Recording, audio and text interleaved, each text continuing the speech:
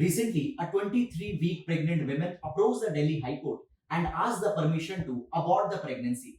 However, judges refused and they provided that she should carry for the pregnancy, and once the child will be born, they'll personally pay for the adoption process. Now guys, there are the four options that are coming on the screen. You please pause and tell that what is the nature of this particular act.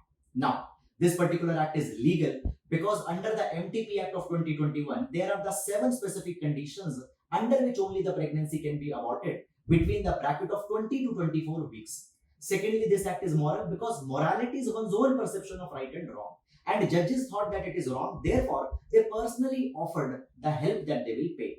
Third, when we talk about the ethicality is disputed because there are the people on both the sides. Pro-choice people, they'll allow the abortion in every condition, and pro-life people, they'll never allow the abortion.